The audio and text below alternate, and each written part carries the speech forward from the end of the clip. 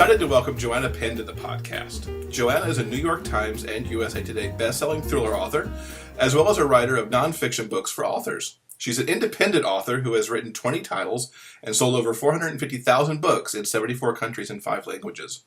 The Creative Pen is where she offers information and inspiration on writing, self-publishing, book marketing, and how to make a living with your writing through articles, podcast episodes, videos, books, and courses.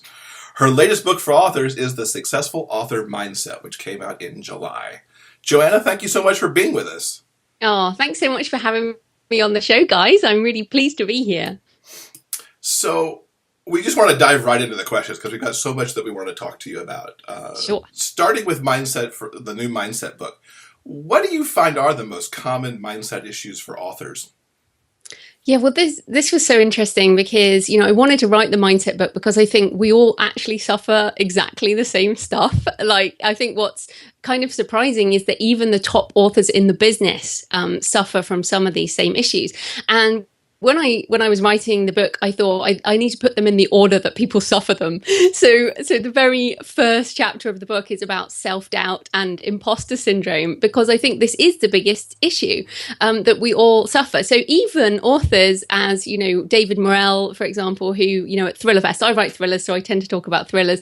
David Morrell's famous for Rambo, the character of Rambo, and, has been publishing for the last 50 years, really a veteran of the business, says that when he reads his words, he thinks they're crap.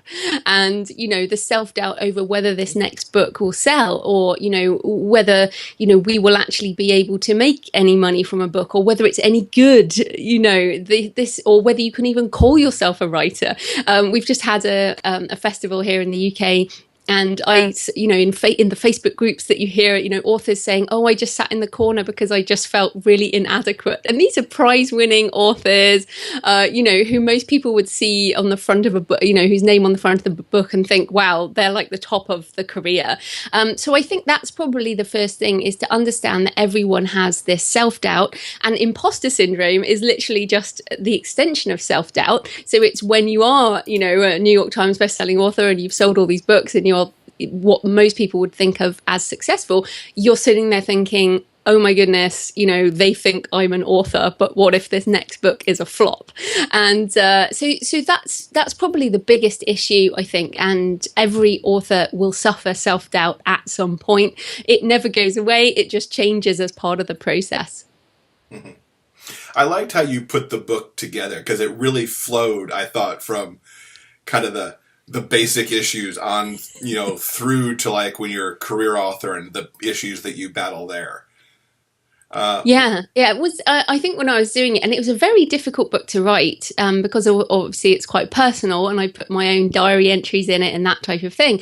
But what's been interesting is people have said, it's like you read my mind.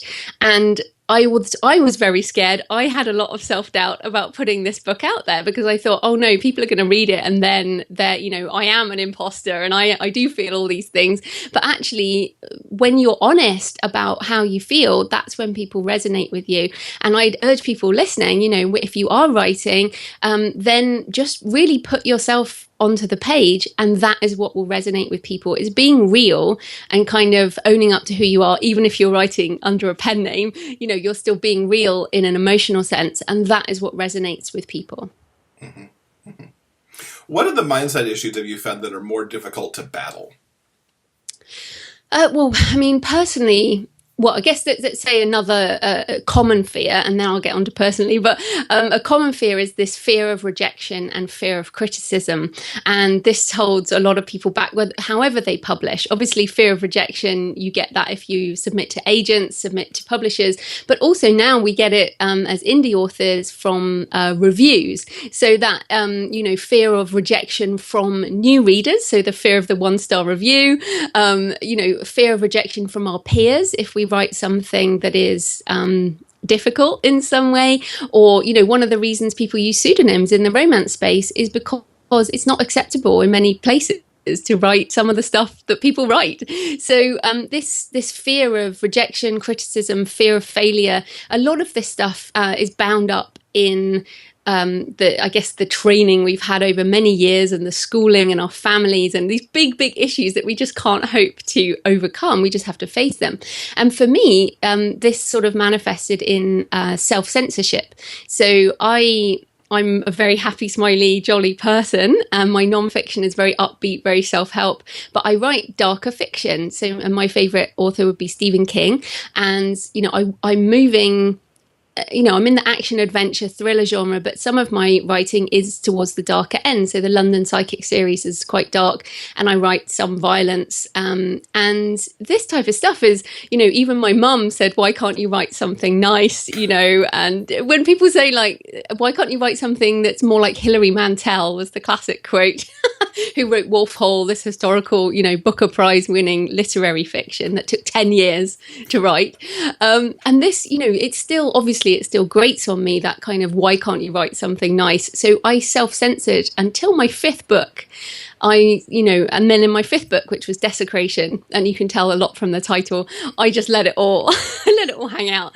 And I think this is part of that emotional journey that you have to go on, and finding your voice is a lot about sort of getting over that fear of judgment, fear of failure, and letting it be out there. So those are kind of, I guess, some of the more deeper issues. And certainly my own issue is always fighting self-censorship. Mm-hmm. Now, when we were setting up this interview, we sent you a blog post from an author who's a friend of ours. And we've seen a number of posts like it lately from authors who I think are going through several things. They're comparing to others. They're not quite satisfied with where their career is and issues like that. What do you recommend to those authors to kind of help get them into a better mindset, I guess, is just the simple way to put it? Yeah. So, well, on that comparisonitis thing, as I call it, again, that's very common. I suffer from it too. But I did, last weekend, I actually walked 100 kilometers. I did this 100-kilometer race to the Stones. And that taught me a lot about comparisonitis, right? Because, so it was 50K, and then I slept, and then I did 50K. And it took me around 26 hours to walk the 100K. The winner took 8 hours. And I came in the very last quartile of people on the end of Sunday, but a whole load of people never even finished. And when I've been thinking about this a lot, I've been thinking this is exactly like the writer's journey and this comparisonitis thing. I've been training for 6 months, right? And there's a lot of people listening who be like, I can't do 100K. And it's like, okay, sure, because you haven't done the training, but there's no way I could have done it in 8 hours. So how can I compare myself to the person who is an ultra marathon runner? And how can the person who hasn't done any training compare themselves to me? So this is the same with our writing journey, but we seem to think that writing, everyone should be on the same level. So the comparisonitis for me is, okay, how can I compare myself with Stephen King? I can't. He is like the ultra marathon runner. He's been writing, training for the last 40 odd years since, he started writing like age 7 or something ridiculous. And in the same way, we have to think of our writing journey. Why are you doing this? To me, this is a lifelong journey. It's, you can learn new stuff as a writer until you die. And so if you're going to be writing until you die, how can you be at the top of the game right now? I'm 41. I hope I'm not quite middle-aged yet. I'd like to get to 90, a fit 90-year-old. So I have a long way to go. So that's why I think the very first thing is we need to stop comparing ourselves to other writers. You don't know how long they've been writing, how many words they've written, how many different genres they've published in, how many names they've used. You just can't compare apples with apples in this writing space. So that's the first thing. The second thing is when I looked at that blog post, obviously there's the standard issues of self-doubt, fear of failure, but also not making enough money from the books. And, one with love, saying with love, you have to look after your psyche and your self-doubt, be nice to yourself. And then you have to kick yourself up the ass and say, seriously, no one owes you a living. Certainly not from writing, certainly not from your art. How many artists actually make a living from their art? The reality is that most people have other jobs. Now, for me, my other jobs, I have 12 fiction books now, and I like a good living. I wouldn't say that those 12 books make me a full-time living still, but I have 8 non-fiction books. I do courses, I do speaking, I do other things that make me income that could be equated to like day job income. So this is what I would say to people. It's like, why are you writing? If you went into this to make as much money as a day job, then it takes a while. As any job, you have to become a better writer and get a backlist. So basically be nice on one hand and be gentle with yourself. And on the other hand, go, seriously? Just like do the work and put in the time, create the backlist, and also consider writing in other genres. As we briefly discussed before the show, you don't have to just write in games. You could write straight romance, or you could write other genres, sci-fi, fantasy, whatever else you want to write, non-fiction. There's lots of things that we can write and we can use our writing skills to do. So I hope that's not too hardcore. Well, I think you make a good point about the other genres. We talked a little bit before we started about, Data Guy's review of the romance genre and how gay romance sits squarely in the middle of the high and the low. And you also make a good point about nonfiction, because you do make a good chunk of your income, as we know, because you put your numbers out there from your nonfiction books. Yeah, exactly. And I actually find I finished my last novel, I think it was March or something. We're in July, and I wrote a non-fiction. And I'm now starting to work on the next fiction and the next non-fiction. Writing in different genres can be like a palate cleanser and can actually help you renew that energy. Because let's face it, if you do go all out on a novel, which you should, never save anything for the next book, because, the creative well will refill itself. But when you empty yourself into a book, and I also put this in the mindset book, the feeling of being empty at the end of writing a book is completely normal. And if you don't feel empty, then you haven't given enough.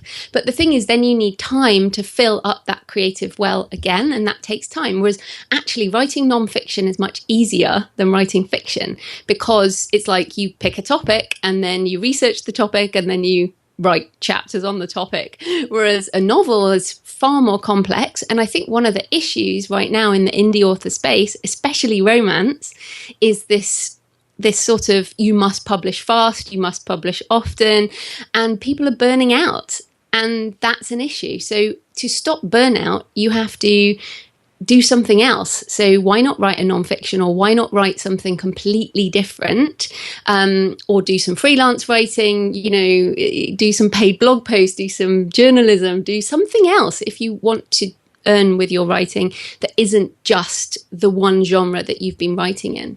Mm-hmm. You use the word palate cleanser, writing your nonfiction books between the fiction, the thrillers that you write. For those who are listening, you've written some really terrific stuff about book marketing, about the business of being an author. Both those books we both love to death. Do you think those nonfiction titles are a way not only to cleanse your palate, but also to examine your own mindset, the way you approach your author business? Yeah, and like many people, I think many writers, I don't really know what I think until I write a book on it. So, so when I wrote, Business for Authors, How to Be an Author Entrepreneur, I was actually trying to make sure my own business was robust enough. And as I did, I basically, there's a really good book called The Personal MBA. I think it's Josh Kaufman. Anyway, so I got that book and I was like, okay, I need to go through this book and make sure my business stands up to the rigor of any other business.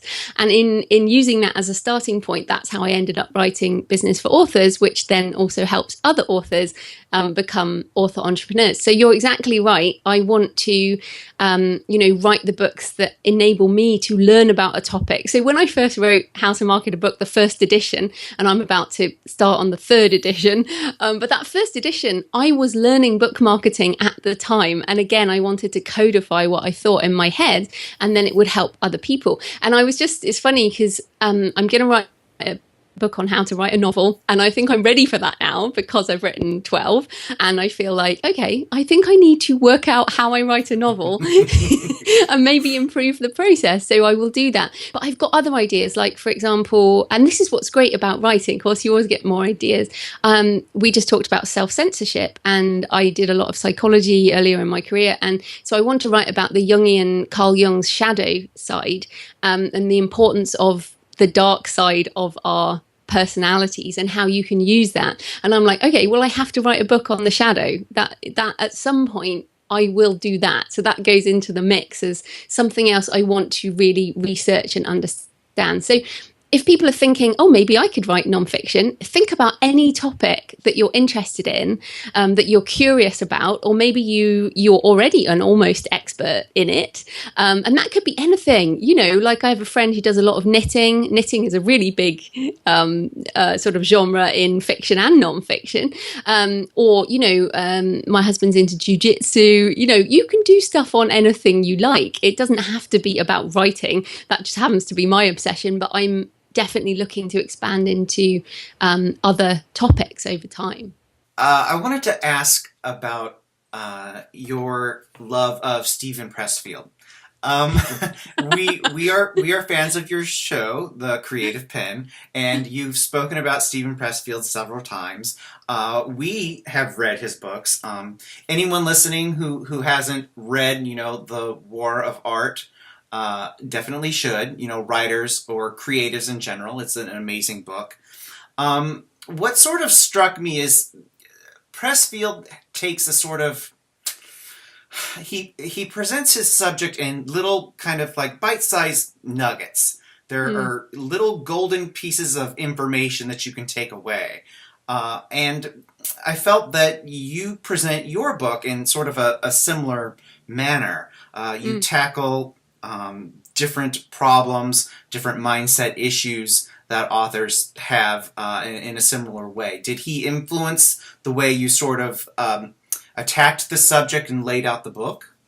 Yeah, I think definitely. I mean, of course, I hero worship Stephen Pressfield, and when I interviewed him on my podcast, I was like a ridiculous fangirl, and I was kind of all giggly and ridiculous.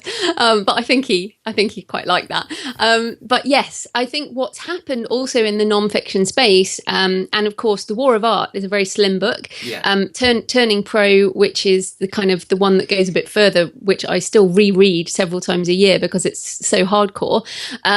Is very slim as well. Seth Godin is another one who's writing small nonfiction.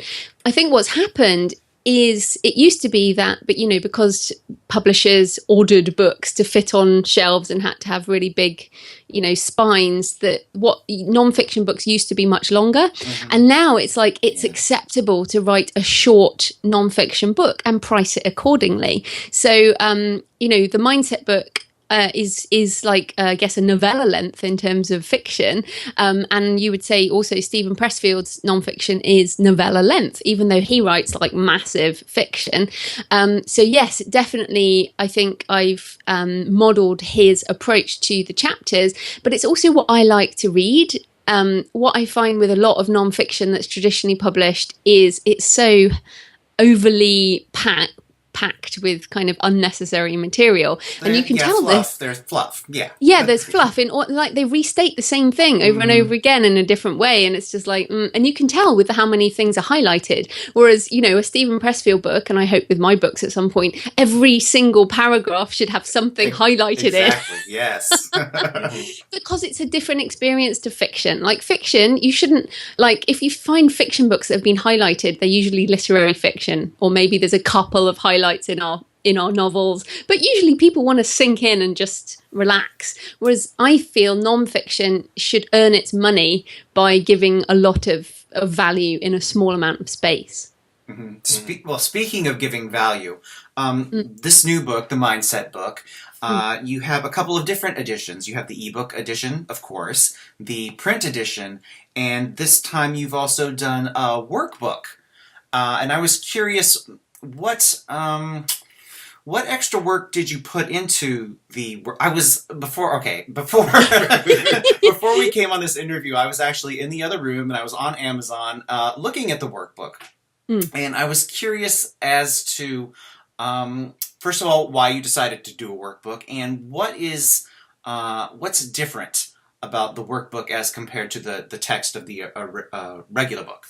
Yeah, so I've also done an audiobook, which I've self-narrated as well. So basically, the idea in general is to turn our books into multiple streams of income. So the workbook idea, and I think I did one because I did an adult colouring book with my dad back in January, the English Country House and Garden fine art colouring book.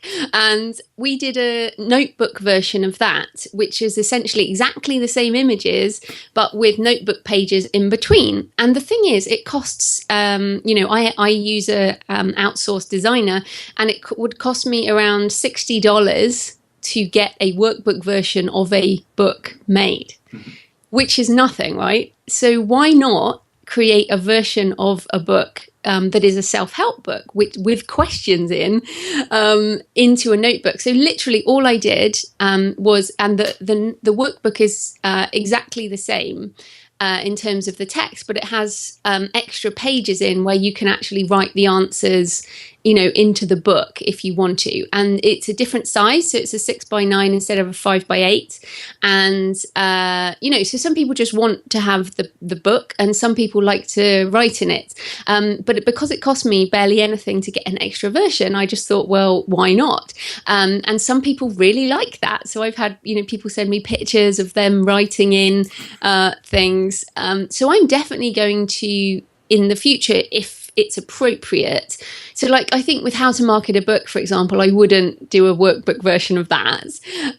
But how to make a living with your writing, for example, that might lend itself to doing a workbook version.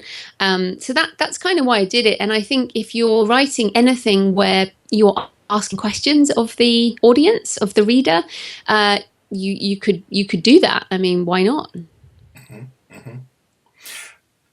How do you find that your mindset has evolved over your career, and along with how you manage the issues when you have them? Yeah, so I think the biggest change is the reality, or the realizing that other people feel exactly the same. And I don't think things have changed, as in I still have self-doubt. I still have this empty feeling when I finish a book, this kind of feeling that, oh no, I'm never ever going to write a book again. I feel so empty. What's going to happen now? I now recognize that is just part of the process. I recognize that when I struggle with a full length book, I'm not a detailed outliner. So around 25 to 35,000 words, I will suffer a problem, and then I will have to do some replotting. But now I understand that's part of the process. So I think the main thing is that when I started writing, which is actually now 10 years ago, 10 years I started writing my first nonfiction book, I now understand my own psychological process, and I keep journals and I write things down. But it's like, okay, so I'm empty. I now need to start filling my creative well again, for example. So at the moment, I'm starting to do research for End of Days, which is my next arcane thriller. And, I did a crazy thing. I came up with the title, put it on pre-order, and then went, oh dear, I've just called a book End of Days, which kind of makes it, there's going to be some expectation around what that book's going to have in it. But also you need to do something original. So I have had a little bit of concern about that. But I understand that when I do research, stuff will emerge from the world. And as ever, it has synchronicity, serendipity, whatever you want to call it. This stuff will appear in the world when you start researching. So I think that's the biggest shift for me, is this realization of the creative process. And also, I guess just letting go and relaxing a bit more as well. I think when you're writing that first book, it's like everything is bound up in this one book. It's like the most important thing ever. And then when you put the book out there, you realize that it's just the beginning of something else. And in fact, I have this chapter on anticlimax and creative dissatisfaction, which I wondered whether to put in there. And I've actually said on it, don't read this if you're writing your first novel, because exactly, yeah. I don't think people want to know that. And they actually think that it is the pinnacle. Publishing that first book is the pinnacle. Well, it's not. It's like, actually, the writing is the point. And yeah, so I think, those are some of the things. You mentioned the journals. What was it like going back through all that? Because I really felt like you laid yourself bare in some of those chapters, and it's like, wow, I mean, that's brave what you just put on the page there. Oh, well, I'm glad you thought it was brave, because I was really worried about putting my journal stuff on there because of exactly that reason. It was like, what if people read it and they don't feel the same way? I mean, that would have been pretty awful. People, I was, in a way, I was expecting a whole load of email that said, I never feel like that, but that didn't happen, thankfully. So what I did is I actually went through, like the last 10 years pretty much of my journals and, typed out parts of it. And I think what's interesting with writing, I don't know if you guys find this, but I find when I write stuff down, it's removed from my head. So some of these, like I really believe that horror writers are the most psychologically healthy people out there, because they take all of their dark stuff and they put it on the page, and then they're just super nice people. They're not concerning at all. It's people who like romance or happy, nice, the ones you've got to worry about. They're the crazy ones. Yes, they are. But those of us who write violence, we're just super nice. But I think what some of those quotes, I'm like, oh, that is hardcore, but I don't feel like that anymore. But I did at the time. So that's why I put it in there, because over time we learn and we change. But it's like, I also have journals from when I went through a divorce back in, goodness, a while ago now, because I'm in a happy second marriage. But when I look at the journals of my divorce, there's like 3 of them over a 4-month period. I don't even recognize that woman. Like the things that I was writing down, I don't recognize that person anymore. And it's the same with some of this stuff around creativity and mindset. If you write it down, you can move on. But if you don't, it will stick in your head. So I think that's part of the magic of being a writer is, journaling or writing books. You can actually remove it from your head and get on with your life. Mm-hmm. And I would assume this, and you've been in this now for 10 years, that perhaps the mindset for you has changed a little bit. So you're thinking more things that are like in the 3rd section of the book for the career writers as well. I mean, do you find that to be true now? Yeah, I mean, I think there's 2 things I'm pretty obsessed with that I go on and on and on about, and you guys, know my writing and the podcast and stuff. One is this long-term thinking. I think too many writers get obsessed about like today's sales, tomorrow's sales, this month's launch, whatever. Whereas actually, this is a long-term journey, and also that you die at some point. And so why waste any time at all writing a book you're not interested in? This is why I know some people write like for day job money, but I consider that to be like freelance writing. If you're writing for day job money, that's all it is. But if you are writing as, your creative muse, I guess, inspires you, then work on things that you really care about, because we don't have much time on this earth. So I think that's really important. So that's one of my obsessions, is this long-term thinking. And the second one is the multiple streams of income idea, as we just talked about, with the mindset book. I put it out on the first day with those 4 different formats and the audiobook that I narrated myself. And that to me is something that and the author you mentioned earlier who's struggling with some money side of being a writer, this is also part of the thing. So you publish on multiple platforms, although I know in romance, KDP Select is, pretty powerful. I'm thinking long term, if you look at what's happening in Africa right now and Asia, I want to be selling to those people. And that's not KDP Select.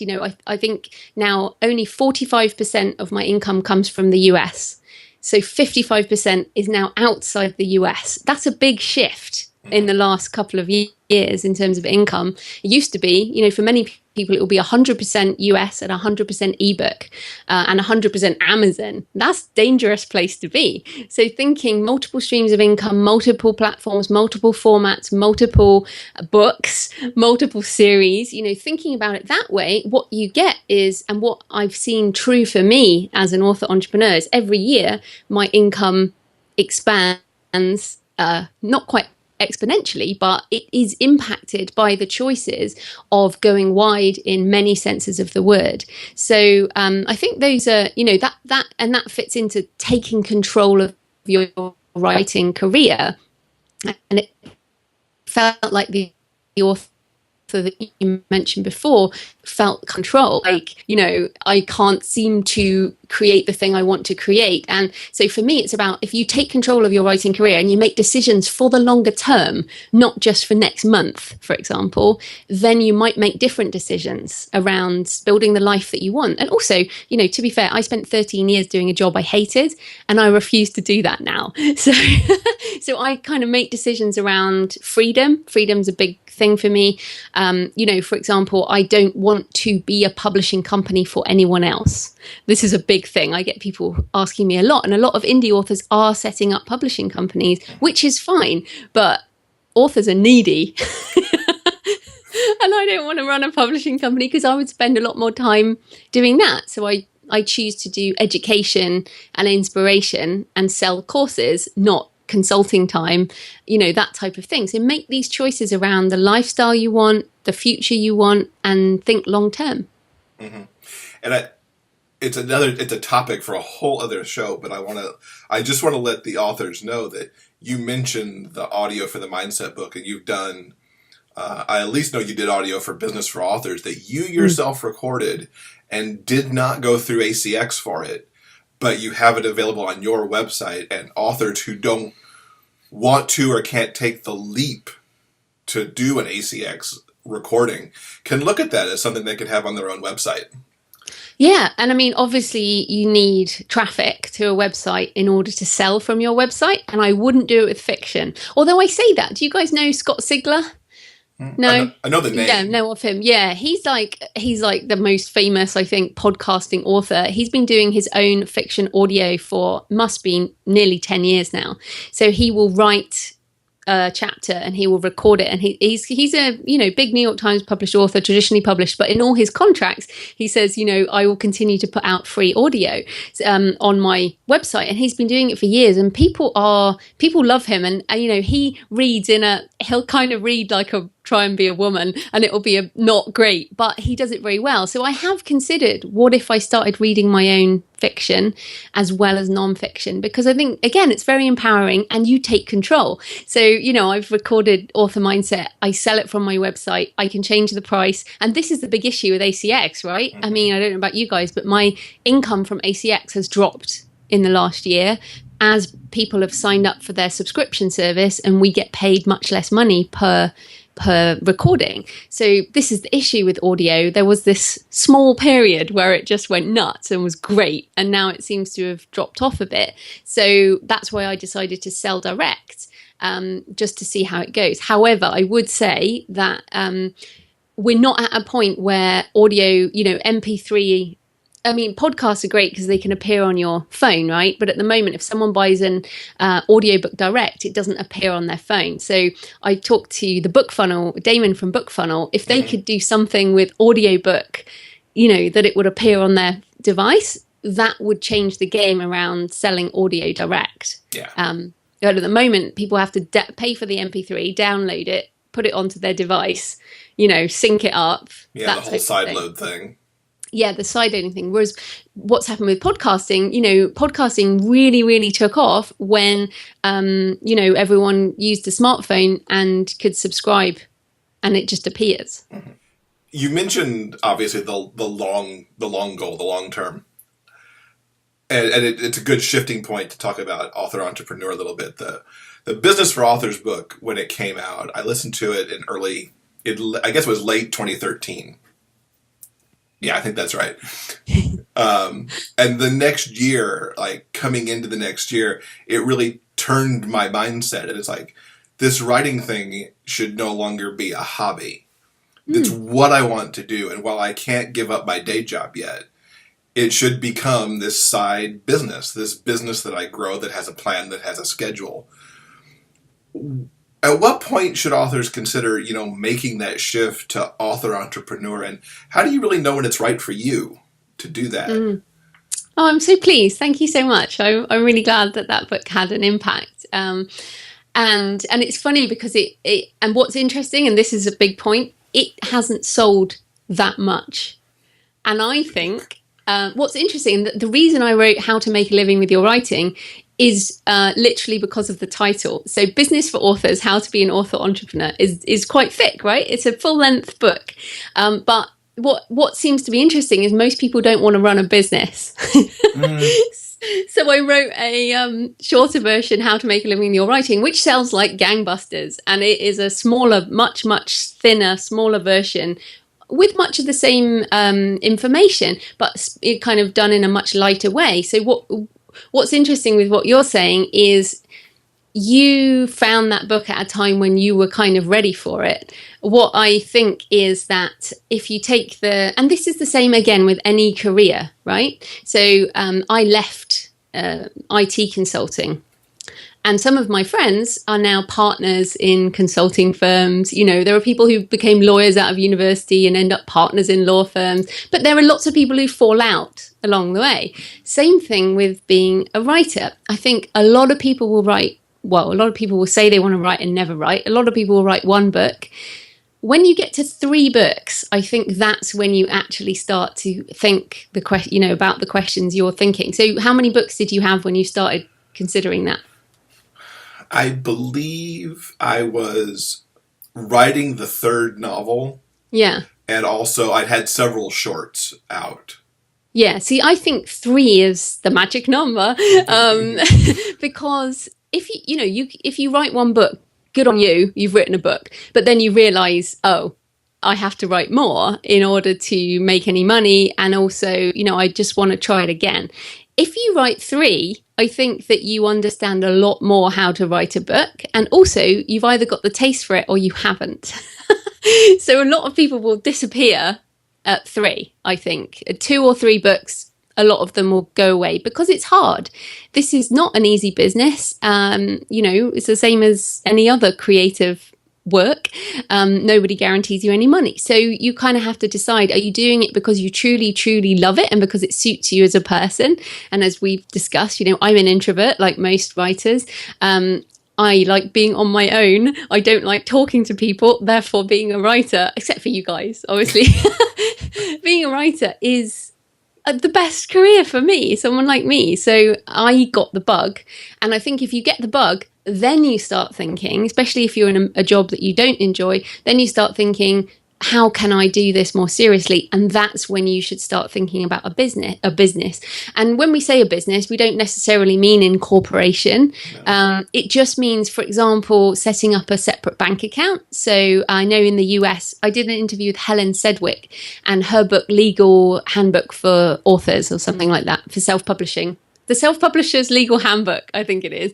That has a whole lot of stuff on when what type of structure you should have and the tax stuff for the US. But I think even if you have a separate bank account, you can start offsetting your costs against your tax paid, and the little bit of income you make will go into that bank account. And that in itself means you're taking things more seriously and it's not just a hobby.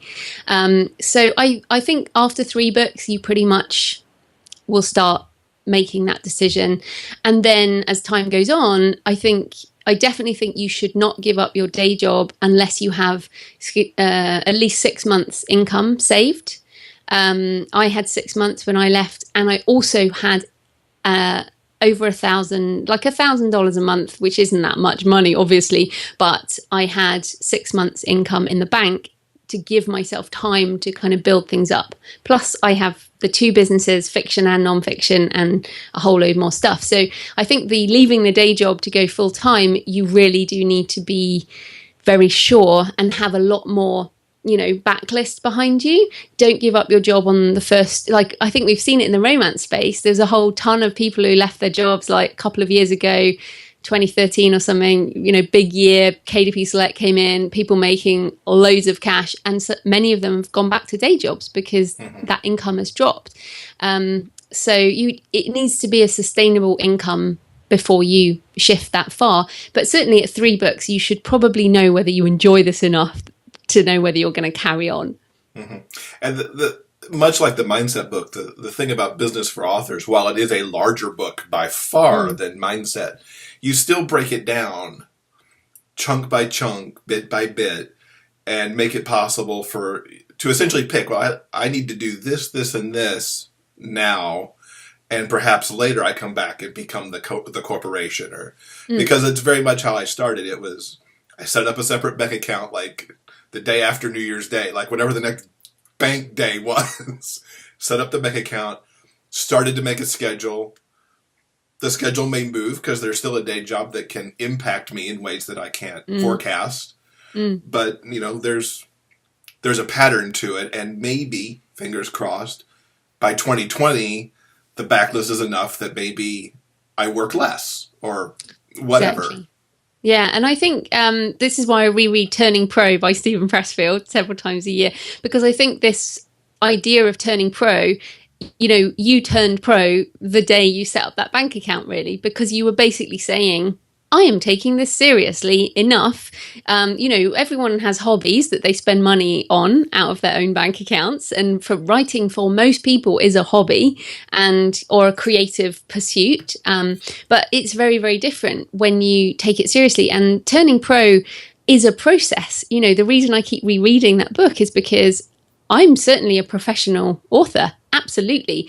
But every time I read that book, I go, I don't have a professional attitude about that. Like, comparisonitis is a really big issue with me, and that's why I keep reading Turning Pro, because he says something like, the amateur compares themselves to others. And I'm like, oh, I just failed that one. I'm an amateur. The professional does it this way. So for me, I think this is, you have to keep investing in yourself, investing in the process of becoming, that is the thing. I mean, all of this is a journey, and that's what's so brilliant. What I love about being an author is we can literally be learning new things up until the day we die. And, P.D. James, Phyllis, who was amazing author, died at, I think, 96. And I saw her speak at about age 94 or something. And she said her biggest fear was dying with an uncompleted manuscript. So when she did die a couple of years ago now, I was like, oh, God, I hope she finished a draft of whatever it was, because I think she had a fear of them publishing whatever her unfinished book was, like they did with Michael Crichton, which I was so angry about, because that book Micro, the last one he only had that in draft, and it reads like crap. It really is. So anyway, the point is, we have this for we're going to do this for a long time. Hopefully, if you love it, why not do it till you die? And I fully expect to be very wealthy, like Stephen King and James Patterson and Nora Roberts. Those authors who have a massive backlist are wealthy, because the intellectual property assets will make you money over the long term. But I'm sure you guys are aware, it's the authors who have, let's say, 30 books, 50 books, who are making 7 figures and more. The 8-figure authors, who we know in the romance space, have a lot of books. So this is the thing for me. And obviously it's not just about the money, but if it is partly about the money when you're turning professional, then you want to see where that line is. So when I met Bella Andre and Liliana Hart and, Jacinda Wilder and people like that, I remember meeting them a couple of years ago, and I went, do you know what? They're brilliant, but they're nothing special.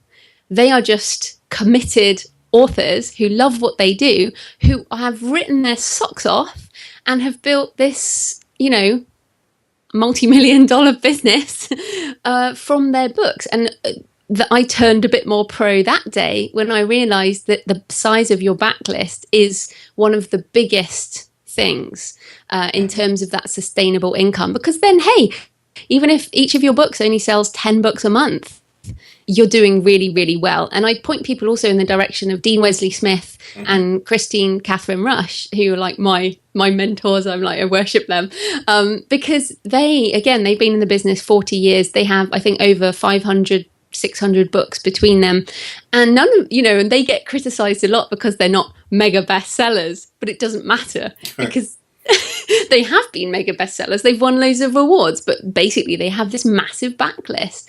So anyway, I hope that's encouraging. Yeah. Joanna, I wanted to circle back to something really quick. Earlier, you were talking about being forward thinking and about having, multiple books and multiple streams of income. And I think for maybe some of the authors who are listening to this right now, that may have gotten them really excited and they felt really gung-ho and it's like, yeah, that's exactly what I need to do. But on the other hand, there may be some authors who are terrified of that and it seems incredibly overwhelming. Do you think that forward-thinking mindset is a prerequisite to success? Like we were just talking about, people who are in this for the long haul and have a massive, essentially, backlist. Do you think being enthusiastic about the future is one of the most important things about mindset and success, hopefully?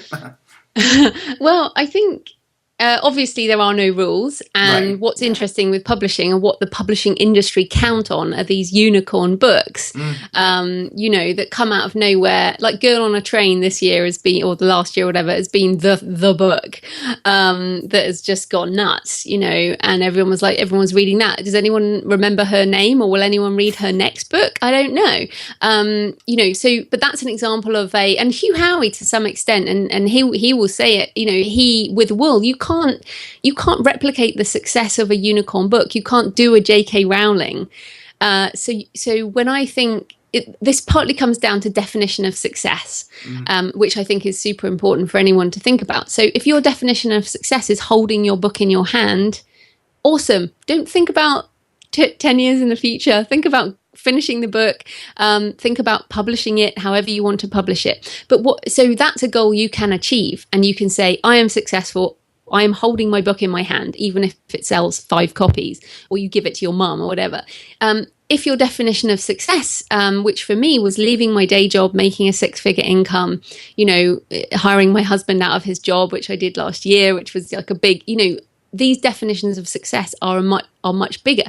I certainly didn't think of those things when I wrote my first novel back in, 2011. I was not thinking that I would be able to make so much of a career in writing. Certainly I never thought that, but that's because this is a journey, so you have to have appropriate definitions of success as you move up the scale as such. I'm also one of those goal setting and achieving type of personalities. I always have to have a goal, and I know not everybody's like that. So yeah, of course, chill out, write a book, do what you like. There's no worries. What I get though is I get emails from people, for example, and this is the extreme example, but I probably get 3 emails a week. I write poetry, how can I make a 6-figure income? And it's like, well, it's got nothing to do with your poetry, unfortunately. I don't think, well, unless you're a rapper, like I think rappers are poets, they do pretty well, but most people writing poetry cannot make a 6-figure income from poetry, I would just say, but and also it's like, how can I have Andy Weir success? How can I write The Martian? You can't do that either, because that's the luck part of the publishing industry.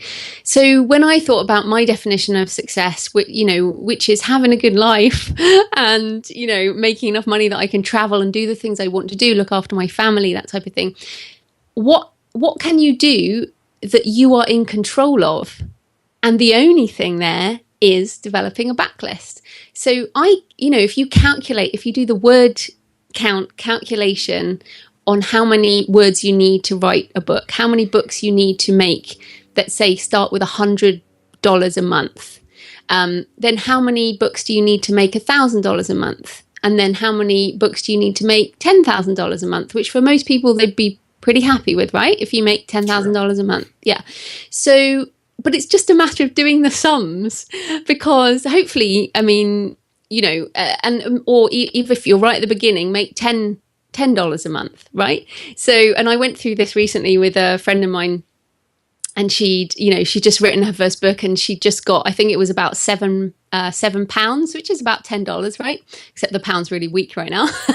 So maybe $12. So she got her first £7 in her bank account, and she was like, this is really disappointing. What can I do with £7 or $12, you know? And I'm like, but that's where we all start, isn't it? You know, most of our first payments as an indie are very, very small. But then, if you can make $10, then you can make $100. And if you can make $100, you can make $1,000, and so on. It's just a matter of, you know, creating that. And that's what's so exciting. Those intellectual property assets are the things that will keep paying over time. So no, I don't think it's necessary to have the long-term thinking unless your stated definition of success is to make a living this way. Mm-hmm. I think you make a really good point about your own individual definition of success and how that may change over time, and not succumbing to comparisonitis. You get your royalty statement one month and you're stamping your feet because you're not making Andy Weir money. And you know what? You're not Andy Weir, so of course you're not making his money. You have to have your own realistic definition of success. I think that's a really good point. Yeah. Yeah, and I like to talk about George R. R. Martin as well, because the guy's been writing fantasy for how blooming long? I mean, a long, long time, and he's done loads of things, and he's had his fame in a tiny niche, right? But who could have guessed that George R. R. Martin and Game of Thrones would be like the biggest thing? And I love it. I think it's brilliant. And I read his books now.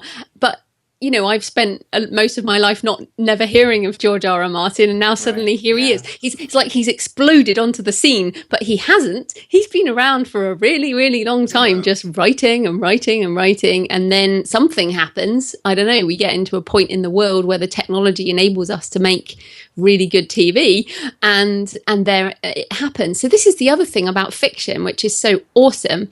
You don't know what's going to happen with those books. So month one, like my London Psychic trilogy, I really love those books. Like, I think they're great, but they sell a lot less than my Arcane Action Adventure. And that's partly because they're darker and they're about psychics. Although I noticed psychic romance does really well, so I might have to spin that. But this is psychic mystery / crime.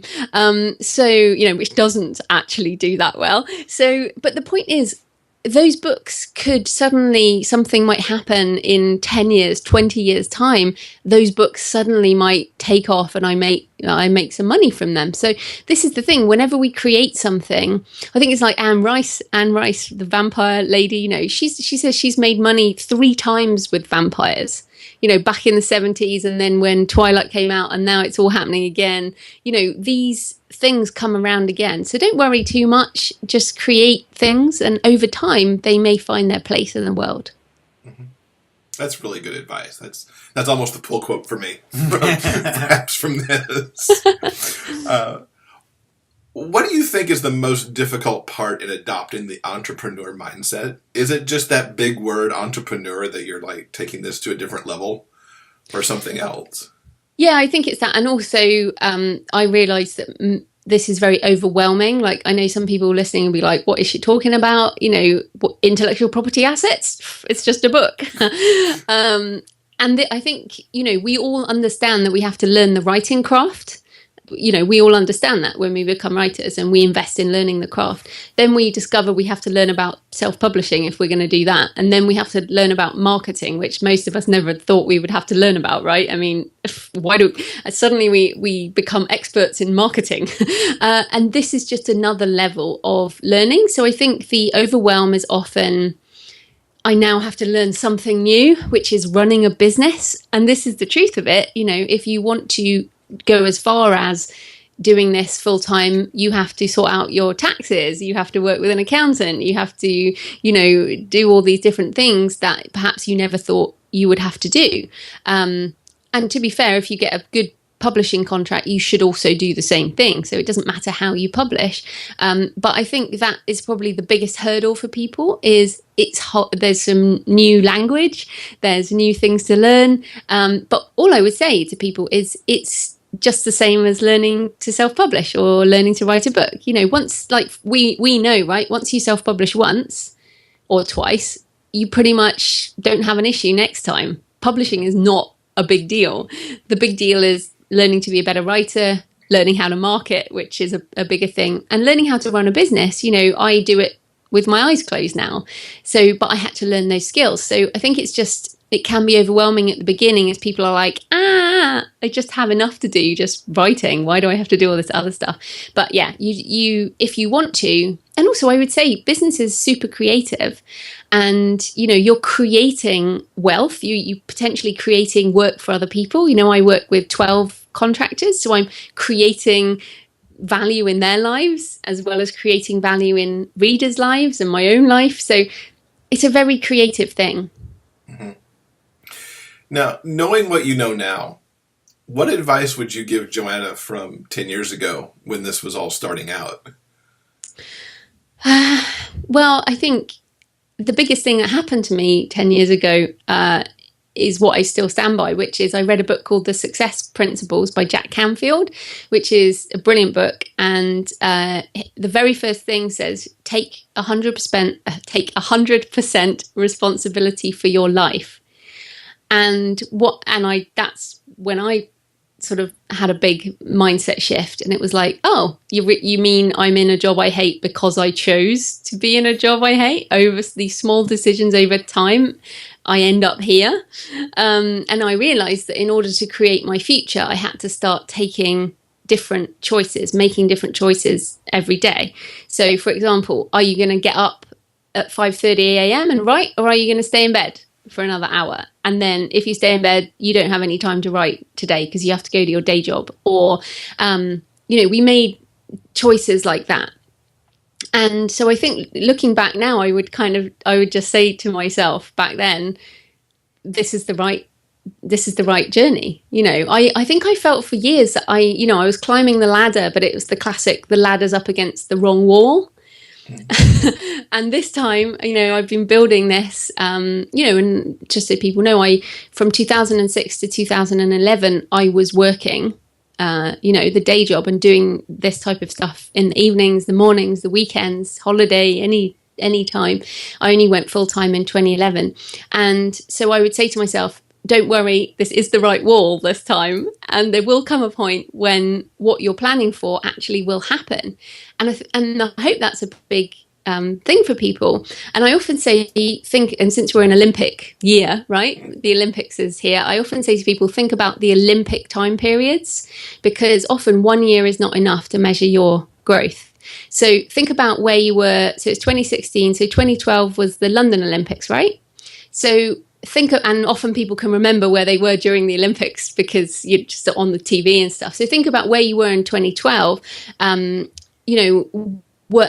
many books did you have? What were you doing in terms of your writing? What did you know in terms of book marketing? Did you know anything? And then I think back to 2008, which was the Beijing Olympics. I had never written a novel. I never even thought I could write fiction. I was making about $10 a month, with my writing. In fact, I hadn't even started the Creative Pen in July 2008. So many things that didn't exist for me 2 Olympic periods ago. And so now if you think, wow, okay, I've come a long way, if you think about the Olympic period. So I hope that helps people sort of put that time in perspective. Tell everyone where they can find you online. Yes, so for writers, I'm at thecreativepenn.com, and pen with a double N, and I have a podcast, the Creative Penn Podcast, and obviously books and courses, and you can find it all there. And there's the free Author 2.0 blueprint, which is kind of answers all the questions that most people have first time around. And my fiction is at jfpenn.com, and that's F for Francis. If people like thrillers and crime and books like that, although maybe your listeners like more romance. I don't really have much any romance. at all. And I'm on Twitter at The Creative Pen if anyone has any questions. Awesome. Joanna, thank you so much for joining us. I hope our audience gets a lot out of this because it was really great information. Oh, thanks so much for having me, guys.